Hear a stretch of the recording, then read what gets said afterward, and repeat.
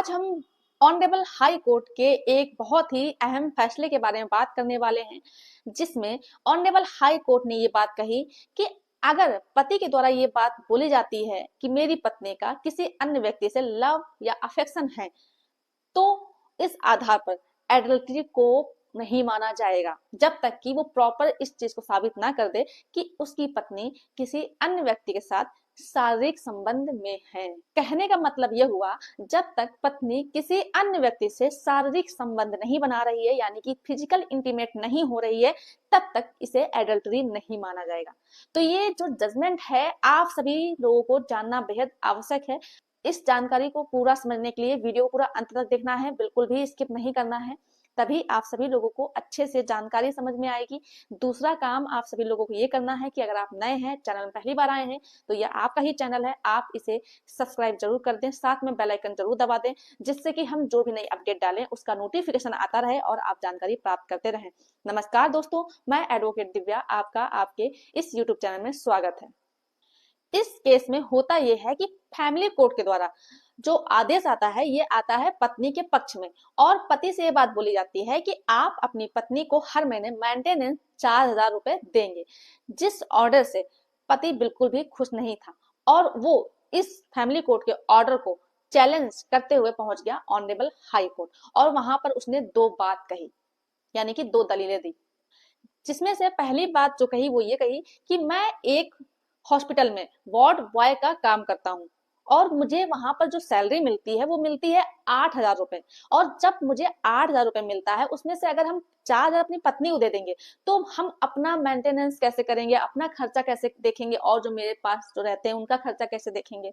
और जो दूसरी बात कही वो ये कही, हम अपनी पत्नी को आखिर मेंटेनेंस क्यों दें, हम अपनी पत्नी को मेंटेनेंस देना भी नहीं चाहते हैं, क्योंकि मेरी पत्नी किसी अन्य व्यक्ति से प्रेम करती है, यानी किसी अन्य व्यक्ति के साथ लव एंड अफेक्शन में है, तो हम मेंटेनेंस नहीं देंगे। आप सभी लोग बता दें कि जो कानून है 125 सीआरपीसी, उसका जो क्लॉज 4 है, उसमें एडल्ट्री की बात कही गई है कि अगर पत्नी का किसी अन्य व्यक्ति से संबंध है और प्रेम है और इस चीज को कोर्ट में पति साबित कर देता है, तो वो इस आधार पर मेंटेनेंस देने से बच सकता है, जो कि ये आधार लेते हुए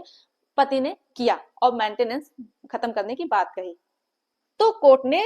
दोनों पक्षों की बात सुनी और कोर्ट ने ये बात कही कि जो पति ये बात बोल रहा है कि मैं हर महीने 8,000 रुपए कमाता हूँ, इसका कोई भी प्रॉपर सबूत नहीं है, कोई भी प्रूफ नहीं दे पाया है जिससे कि ये लगे कि वो 8,000 रुपए हर महीने कमाता है। आप लोगों को बता दे कि पत्नी जब भी केस करती है कोर्ट में मेंटेनेंस के लिए, तो उसमें होता क्या है कि कोर्ट के द्वारा ऑर्डर किया जाता है, ये बात कही जाती है कि दोनों अपनी अपनी इनकम, एजुकेशन और जो भी प्रॉपर्टी वगैरह है, सारी चीजें हमें एफिडेविट में लिख के बताया गया किसके पास क्या है, कितनी इनकम है, कितनी सैलरी है, क्या क्या है, और कितने लोग डिपेंडेंट हैं, किन की और देखभाल करनी रहती है, सारी चीजें देखी जाती है, जिसके आधार पर एक फाइनल मेंटेनेंस लगाया जाता है इन सारी चीजों को ध्यान में रखते हुए। तो इसमें पति के द्वारा कुछ सैलरी स्लिप भी दी जाती है, जो कि कोर्ट क्या करती है कि उन सैलरी स्लिप को जो पति के द्वारा दी जाती है उन्हें अच्छे से देखती है, और उन्हें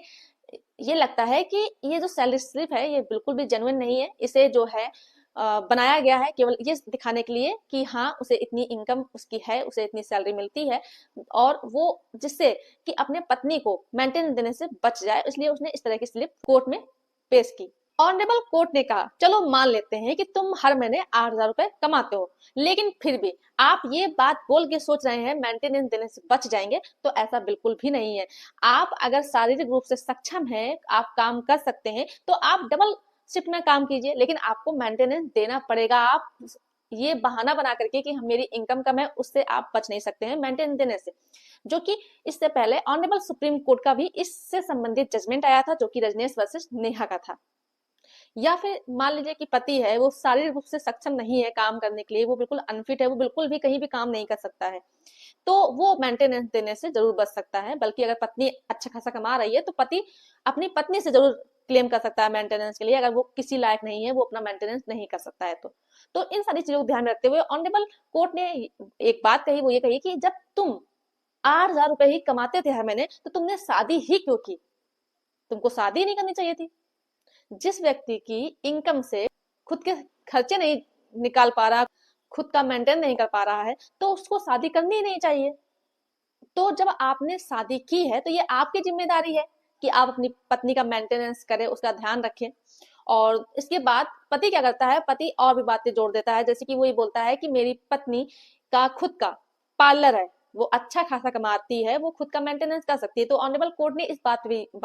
की, उन्होंने ये बात कही कि आपने ये तो बोल दिया कि पत्नी का पार्लर है, यानी कि ब्यूटी पार्लर है जिससे वो अपना मेंटेनेंस कर सकती है, लेकिन आपने कोई भी ऐसा एक भी एविडेंस नहीं दिया है जिससे कि ये साबित हो कि आपकी पत्नी का पार्लर है, वो खुद को मेंटेन कर सकती है। या फिर आप कोई ऐसा एविडेंस लेकर के आइए जिससे कि ये साबित हो कि आपकी पत्नी का पार्लर है, वो खुद को मेंटेन कर सकती है।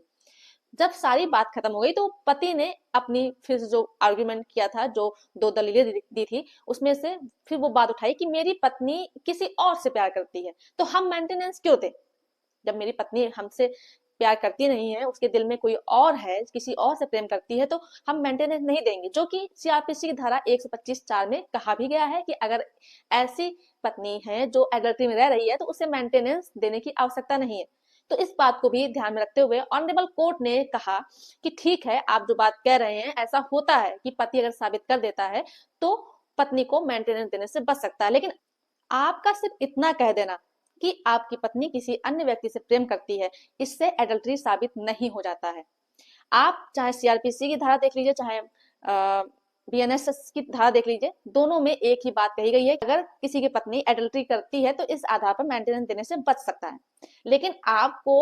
एडल्ट्री को प्रूव करने के लिए केवल ये बात आप कहेंगे कि आपकी पत्नी किसी और से प्रेम करती है तो इससे एडल्ट्री नहीं साबित होगी। आपको प्रॉपरली ये साबित करना रहेगा कि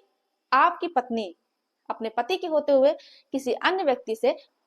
शारीरिक संबंध बनाती है, तो आप ऐसी पत्नी को मेंटेनेंस देने से बच सकते हैं। तो जब आप अपनी पत्नी के बारे में साबित नहीं कर पा रहे हैं कि आपकी पत्नी एडल्ट्री में है, तो आपको मेंटेनेंस तो देना ही पड़ेगा। इस तरह से पति ने जो भी दलीलें कोर्ट में दी, उनमें से कोई भी दलीलें साबित नहीं कर पाया। तो ऑनरेबल कोर्ट ने कहा कि अब आपके पास कोई भी ऐसी दलील नहीं है जो कि आप साबित कर सके, इसलिए आप मेंटेनेंस देने से बच नहीं सकते हैं। तो जो केस का टाइटल है वो है अमित कुमार खोड़के बनाम श्रीमती माधुरी। तो ये जानकारी आपको जरूर होनी चाहिए। ऐसे ही लीगली अपडेट रहने के लिए आप चैनल को सब्सक्राइब कर दें और भी लोगों को शेयर कर दीजिए और लाइक कर दीजिए। धन्यवाद।